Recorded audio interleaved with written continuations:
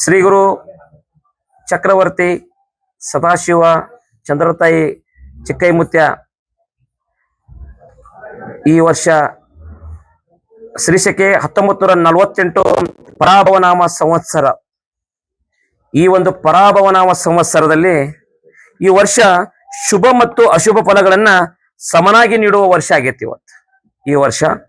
ಅದರ ಜೊತೆಗೆ ಚಿಕ್ಕ ಮಕ್ಕಳಿಗೆ ರೋಗ, ಜನಗಳಿಗೆ ಸ್ವಲ್ಪ ಸುಧಾರಣೆ ಆಕತಿ, ಅಲ್ಲಲ್ಲಿ ಬರಗಾಲ ಆಕತಿ, ಜನರಾಗಿ ಪ್ರಜೆಗಳಿಗೆ ಕಲಹ ಹೆಚ್ಚಾದಿತ್ತು, ಅಗ್ನಿ ಅನಾಹುತಗಳಾದವು ಅಂತೇಳಿ ನಮ್ಮತ್ತೆ ದೊಡ್ಡ ದುಃಖದ ಸುದ್ದಿ ಬಂದಿತ್ತನ್ನ.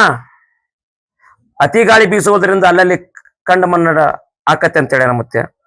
ಪಾಪದ ಕೆಲಸ ಹೆಚ್ಚಾದಿತ್ತು, ಕಾಡು ಪ್ರಾಣಿಗಳಿಗೆ ತೊಂದರೆ ಆದಿತ್ತು, ಅಲ್ಲಲ್ಲಿ ರಾಜ ಪ್ರಜೆಗಳಿಗೆ ಕಲಹ. ಪಂಚಮಹಾಪಾತಗಳು ಹುಟ್ಟುವ ಉತ್ತರ ಭಾರತದಲ್ಲಿ ಅಧಿಕ ಮಳೆಯಾಗಿ ಕೆಲವು ಕಡೆ ಅತಿವೃಷ್ಟಿ ಆಗುವ ಸಾಧ್ಯತೆ ಇದೆ, ಹಾಗೂ ವಿಶ್ವದ ಕೆಲವು ಕಡೆ ಭೂಕುಸಿತ ಆಗುವ ಸಾಧ್ಯತೆ ಇದೆ. ಈ ವರ್ಷ ರೈತರಿಗೆ ಹೆಚ್ಚಿನ ಒಳ್ಳೆಯದಾಕತೆ. ಈ ವರ್ಷ ರಾಜ್ಯ ರಾಜಕೀಯದಲ್ಲಿ ಇನ್ನಷ್ಟು ಹೊಸ ತಿರುವುಗಳಾದವು ಅಂತೇಳಿ ನಮ್ಮತ್ಯ.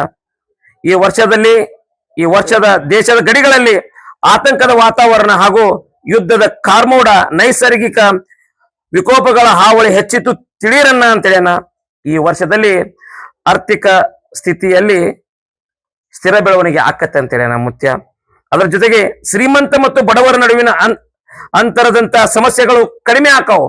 ಈ ಪರಾಭವನಾಮ ಸಂವತ್ಸರದಲ್ಲಿ ಈ ವರ್ಷದಲ್ಲಿ ಉತ್ತಮ ಮಳೆ ಆಗುವ ಸಾಧ್ಯತೆ, ಆದರೆ ಭೂಕುಸಿತ, ನೈಸರ್ಗಿಕ ವಿಪತ್ತುಗಳು ಎದುರಾಗಬಹುದು. ಹೆಚ್ಚಿನ ಸವಾಲನ್ನು ಎದುರಿಸುವ ದಿನ ಬಂದಿತ್ತು ಅಂತೇಳಿ ಮುತ್ಯ.